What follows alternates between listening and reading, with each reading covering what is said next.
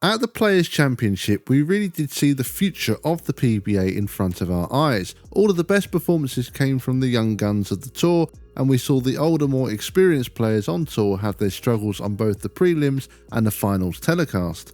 In this video, I'm going to do a quick recap of the prelim show and then do a full breakdown of the final telecast. It was a great lineup that featured a diverse selection of bowlers, and there's quite a lot for us to unpack. So let's start with who won Saturday's telecast that featured seeds 9 to 5. It was Kevin McCune who managed to run the ladder, and he put on a very impressive showing, reminding us all that he won this very event back in 2023. In matches 1 and 2, he easily got past Nick Pate and Anthony Simonson respectively, but the third match was really the only one he looked like losing. He was behind to Jason Sterner but managed to strike out to cut the deficit to 1 pin. This forced Sterner to strike in the 10th, but Sterner went light, leaving the 2-8.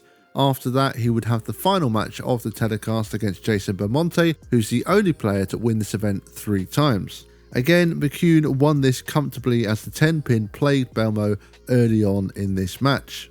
The lanes were not easy, and this was demonstrated by 3 open frames to start match 1.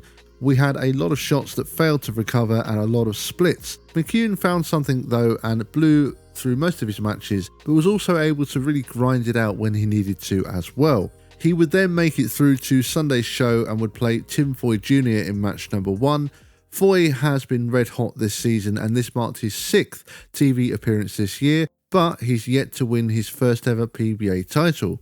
Unfortunately for McCune, things were very different on Sunday's telecast. He never really got going in the opening match, and to top it off, Foy came out firing and would finish with a 235. A great run for McCune in this tournament, but it just didn't go right for him on Sunday's show. Next up, Foy played another guy who's been hot this season, Alex Keplinger. Foy started the match with a ball change but left the 4-9, although he did manage to convert it. Keplinger had an opening double, including a Brooklyn in the first shot, but Tim Foy would get 3 in a row to take a 12-pin lead. I have to say that Foy has looked the most comfortable of the players that we've seen so far, and nothing really seems to faze him. He continued to maintain his small lead throughout the match, and as Keplinger headed into the 9th, he was down by 21, working on a strike when he almost left a 7-10, but the 10-pin fell. He spared it and then threw a bad shot that went through the nose in the 10th and would finish with a 2-15 game, which meant Foy would advance. Now he would face 2-seed Ryan Barnes, another player who's had a fantastic season that just hasn't translated to any wins as of yet. He's had his struggles on TV this year and was looking to get over the hump and become a first-time winner at a major. This time it was a much better performance from the off from Barnes. He had the front 7, which did include a Brooklyn strike in the 7th, but overall he looked much more comfortable than he has done on TV so far. Foy did his best to keep in touch with Barnes, but he was down 31 after 8 frames. Barnes would go light in the 8th, leaving the 2-10 split, which he missed, and it really is so reminiscent of his father Chris. You started to think that he might throw this one away. I mean, Chris had such a habit of building up big leads in matches, and things would just start to go wrong towards the end of the match. They have so many other similarities as well, both in their physical and mental game, but we're going to talk about that in a bit more detail shortly. Ryan did bounce back with a strike in the 9th, but Foy had a chance to put some serious pressure on his opponent. He got a Brooklyn strike in the 9th, but left the bucket in the 10th, and this was a shot that he really did need to strike on. He did just about spare it, and it meant Barnes needed a mark to advance, and he got the strike he needed. Another very solid showing for Foy on TV, but once again, things just didn't go right for him. But he did shoot 2 games of 235, so he certainly played well on the telecast.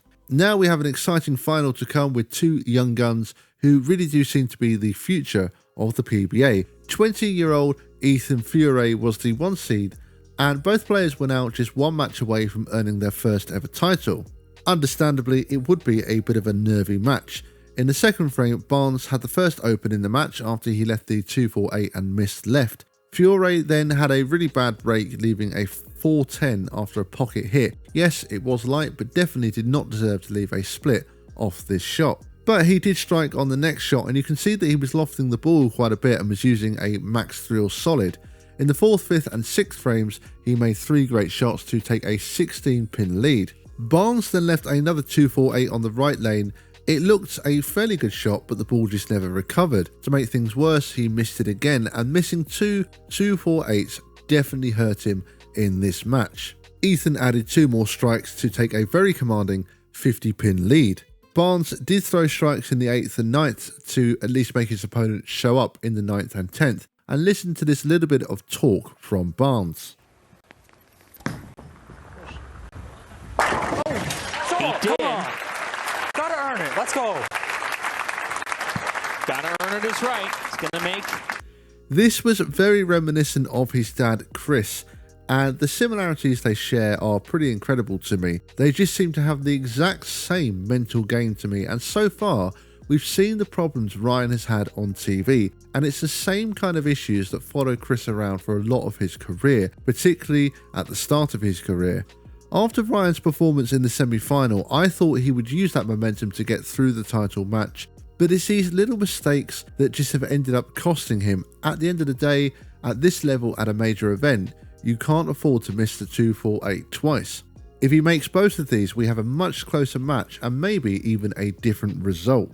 But back to the end of the match, and it's in Ethan's hands now. He left a 10-pin in the 9th, which he spared, and needed just a mark in the 10th to shut out Barnes. There was no doubt with this shot, and it was flush in the pocket, and he struck to win his first ever title. It was a very composed performance from him after a bit of a tricky start to the match. It was absolutely an opportunity missed here for Ryan Barnes, but it doesn't take anything away from how well he has bowled in the 2025 season. And we can't take anything away from Ethan either, who put in a fine performance coming in as the 1 seed. With 2 young two-handers in the final of a major event, it's clear that the future stars of the PBA are starting to emerge. And that will bring us to an end of today's video. We have got more PBA action happening right now with the start of the Tournament of Champions, so make sure to keep an eye out on my channel for a breakdown video of the telecast that will be coming this weekend. And don't forget, if you have enjoyed what you've seen here today, I would really appreciate it if you would click the subscribe button below so you don't miss any of my future videos. That's going to do it from me for today, and as always, thank you bowling fans, and see you all next time. Oh boy. Go.